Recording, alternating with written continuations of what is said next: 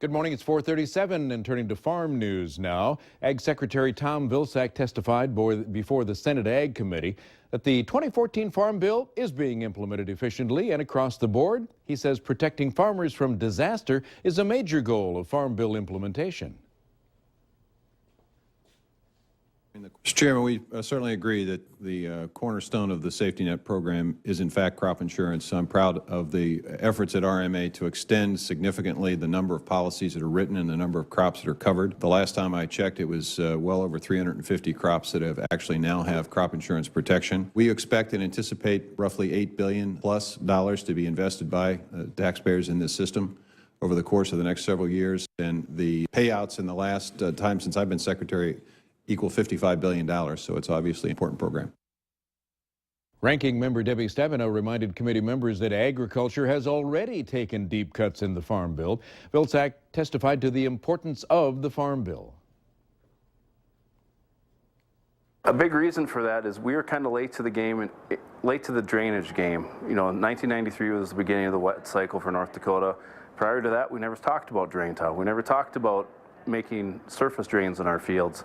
So now that we've been dealing with the excess water, some of these issues have really come to the forefront because guys are tired of losing 50 acres out of a 100-acre field to water, and they're looking for alternatives. And one of the alternatives in the past had been to opt out of the Farm Bill. You could still get your crop insurance, but you could drain your land and take those 50 acres back into production. Now with the way the new Farm Bill is worded, those guys are kind of out of luck. They either have to dig their tile up or plug it somehow or fill in all their surface drains. And that puts those guys that made a decision a few years ago in a real big bind right now. Participation in the latest Farm Bill requires what is called conservation compliance. Not a problem for most of the U.S., but North Dakota in a very unique position. Last week, I had the privilege of being in Phoenix. I wasn't outside much. It was for Commodity Classic, the annual meeting for the national corn growers, wheat growers, sorghum producers, and soybean farmers. I took a moment to pick the brain of Bryce Knorr, Farm Futures. He, along with other market analysts, are in a consensus that a modest March corn and bean rally is in the cards. I had the opportunity to actually be the first speaker at this year's Commodity Classic on Thursday morning, bright and early, 7 o'clock, only for 10 minutes because I was on a panel. But all of us on the panel were fairly optimistic that we're going to get some type of rally over the next few months that'll provide some selling opportunities for corn and soybeans. They may not be tremendous opportunities. We're not talking $5 corn, we're not talking $12 soybeans, but we're talking perhaps a $4.55 December corn, soybeans $10.85, $11. Prices that can be turned into a profit through both forward sales and then proper basis marketing. Now, in spite of an outlook for a short-term rally, the likelihood of much of the world growing more soybeans this year is an obvious price pressure. There's no question that the prices could be hurt later on in the summer. If we raise the crop in South America that they're talking, and of course they got some stockpiles down there, we plan on raising another good crop, maybe a couple million more acres. Our world stockpile on soybeans could be just about as much as the United States raises in 1 year.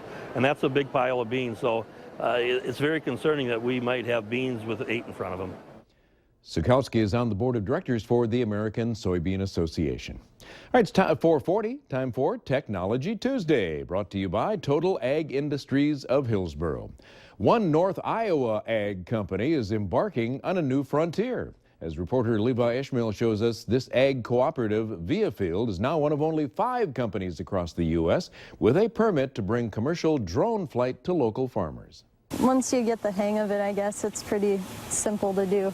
Regina Hoffman is a one-of-a-kind pilot.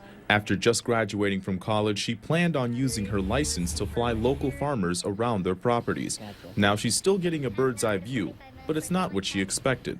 Yeah, I was pretty excited, and then I was also kind of nervous because, I mean, it's a big deal. Regina works for Viafield, an ag company which is one of only 5 in the country with FAA permission to use these. It's not too many people that graduate from college and they get this type of responsibility right away. So, I mean, it's pretty exciting, but it's an adventure, that's for sure. This is the quad crop copter. It's got the 4 rotors here, so that's where the quad comes from. With her feet planted firmly on the ground, Hoffman can send this UAV soaring in the air to give local producers a one-of-a-kind look at their property. I thought we were 5 to 10 years away from doing much of this yet. I didn't think we were really ready for this. Meanwhile, here at the Floyd County Farm Bureau, producers are brainstorming ways to improve the perceptions of farming in the 21st century. According to Devin Murphy, these drones could do just that. A couple comments I have heard around the farm is I'm never using one of those, but still very open to seeing them because I think they will be a useful tool, and I think they do see the benefit of having, saving some inputs. The crop copter still waiting to be approved by the FAA, but the other drone we saw take off has already been approved for flight as soon as this spring.